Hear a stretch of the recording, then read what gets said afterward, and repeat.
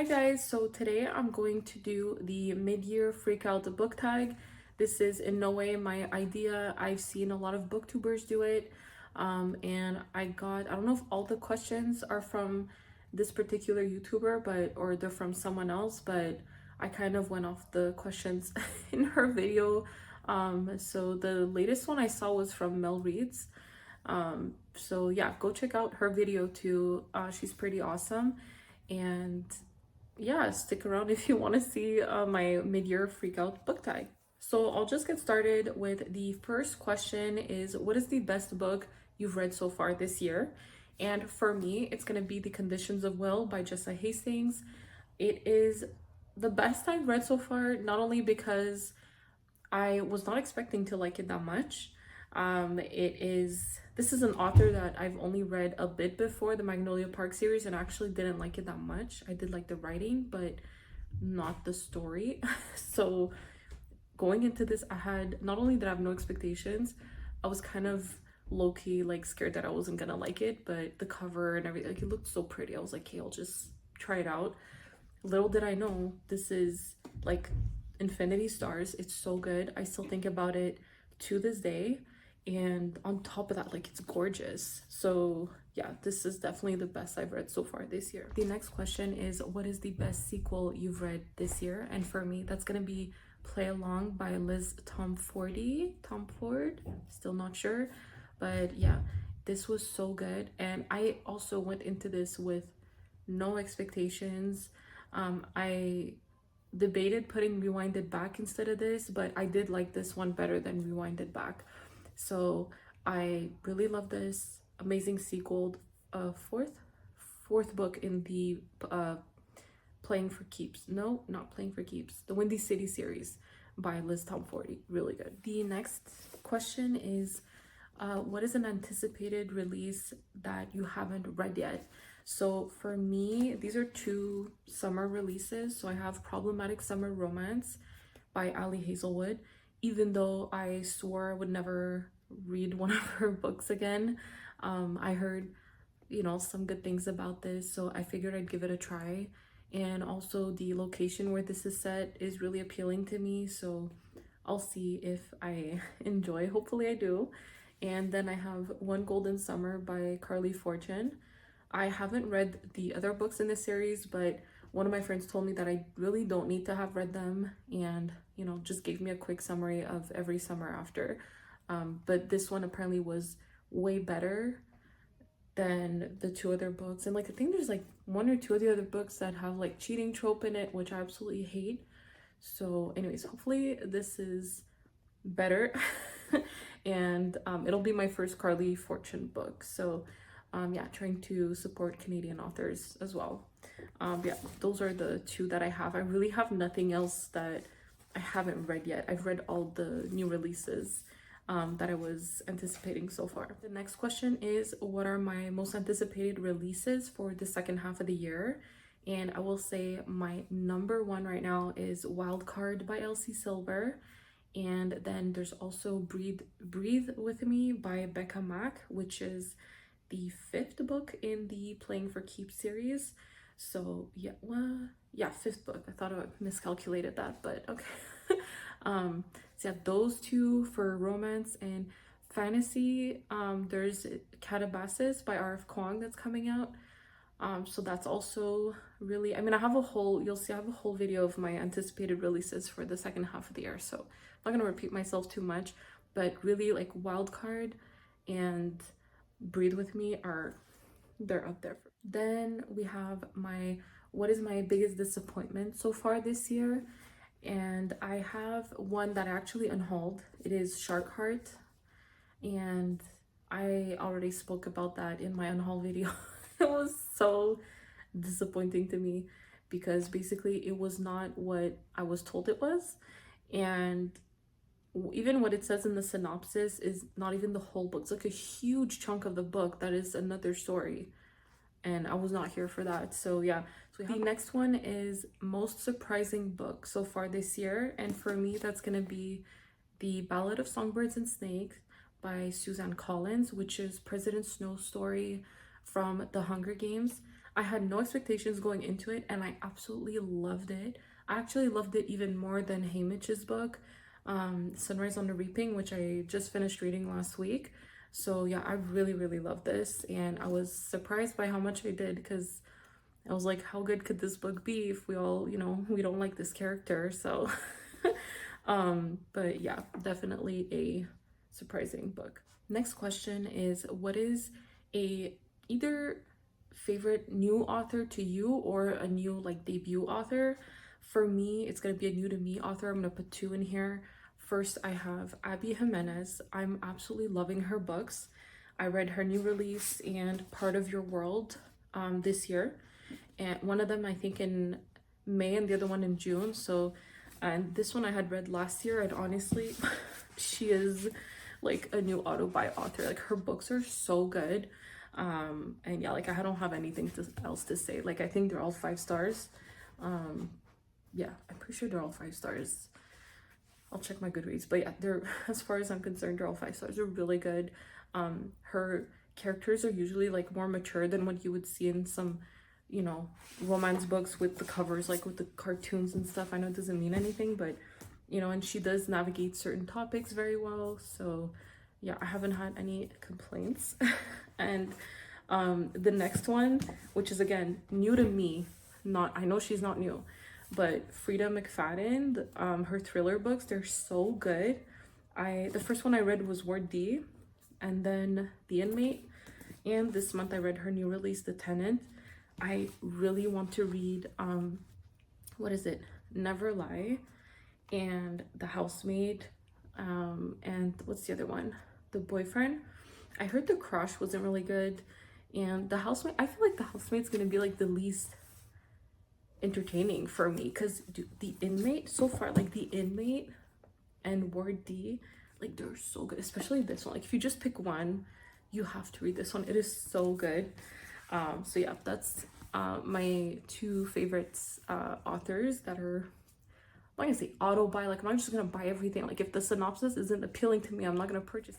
The next 3 questions, the next 2 questions I should say, like I don't have like a concrete answer for. So the next one is, what's your new like favorite new character? And I don't really get attached to characters unless it's like from a fantasy series or something like that, where I'm spending a lot of time with them throughout, you know, multiple books. Like, I really don't know what character to pick because there's just so many. I really liked Faye Calloway from, was it Bourbon and Secrets? I liked her. I liked Will from The Conditions of Will by Jessa Hastings. And I did enjoy Rio from Rewinded Back. I knew I was gonna like his book. Like, his book is amazing. The character's amazing ever since book 1 when you see him. But I mean, for me, like, I've been seeing him since like 3 years ago now. So it's not really like a new character. But yeah, that's basically it. I really don't have like a new favorite character. And the fantasy series I've read this year, they're like the first books, so I'm not attached yet to any one character. And the next question after that is, name a book that made you cry. I have none. I've never actually cried at a book ever. Like, the only book that like almost made me cry was like Sword of Kaigen. Like, I never cry at a book. It's rare that I cry at movies too. Like, some of my friends joke that I'm like have like a cold heart or something, just because like I don't cry at like certain emotional things or whatever.